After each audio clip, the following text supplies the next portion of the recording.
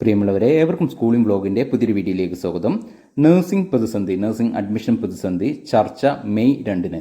+2 result നേരത്തെ വരും. ഇത് രണ്ടുമായി ബന്ധപ്പെട്ട ഡീറ്റെയിൽസുകളും അപ്ഡേഷനുമാണ് ഈ ഒരു ചെറിയ വീഡിയോ വഴി. കഴിഞ്ഞ ചില ദിവസങ്ങളിലായി ചാനൽ വഴി നിങ്ങളെ അറിയിച്ചിരുന്ന കാര്യമാണ്.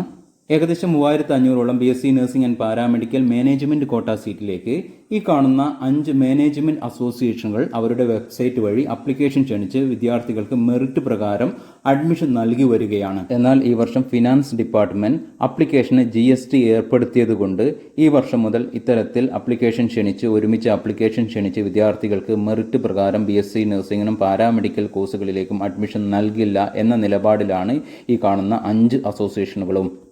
LBS സെൻറ്റർ വെബ്സൈറ്റ് വഴി ഒരു വിദ്യാർത്ഥിക്ക് അഡ്മിഷൻ ലഭിക്കുമ്പോൾ വാങ്ങുന്ന അതേ ഫീസ് തന്നെയാണ് ഈ അസോസിയേഷനുകളെല്ലാം വിദ്യാർത്ഥികളിൽ നിന്ന് അഡ്മിഷൻ സമയത്ത് വാങ്ങിക്കുന്നത്. ഈ ഒരു സംവിധാനം ഇല്ലാതായാൽ വിദ്യാർത്ഥികൾക്ക് വലിയ നഷ്ടമാണ് ഉണ്ടാവുക. ഓരോ കോളേജുകളും അപ്ലിക്കേഷൻ ക്ഷണിച്ച് അഡ്മിഷൻ നടത്തുകയാണ് എങ്കിൽ വലിയ തുക ഫീസും ഡൊണേഷനുമൊക്കെ ആയി വാങ്ങാനുള്ള സാധ്യത വളരെയധികമാണ്.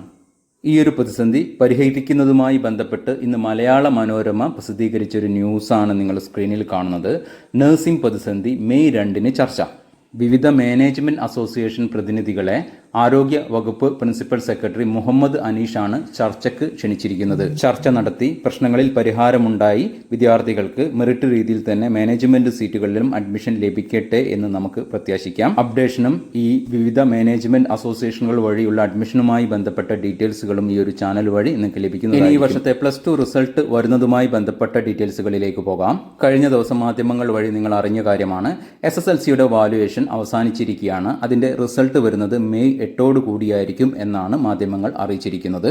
അതുപോലെ തന്നെ +2വിൻ്റെ വാല്യുവേഷനും ഏകദേശം അവസാനിക്കാറായിട്ടുള്ള ഘട്ടത്തിലാണുള്ളത്. 1-2 ദിവസങ്ങൾക്കകം കേരളത്തിൽ +2വിൻ്റെ വാല്യുവേഷൻ അവസാനിക്കും എന്നാണ് അറിയിച്ചിരിക്കുന്നത്.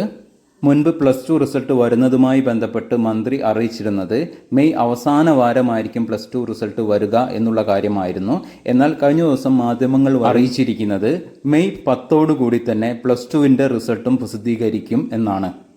+2 റിസൾട്ട് വന്നാൽ +2 സ്കോറിൻ്റെ അടിസ്ഥാനത്തിൽ അഡ്മിഷൻ നടത്തപ്പെടുന്ന വിവിധ UG degree admission, DLED admission, അതുപോലെ തന്നെ പ്രധാനപ്പെട്ട BSc nursing and paramedical admission, ഇതിൻ്റെ എല്ലാം നോട്ടിഫിക്കേഷൻ വരുന്നതായിരിക്കും.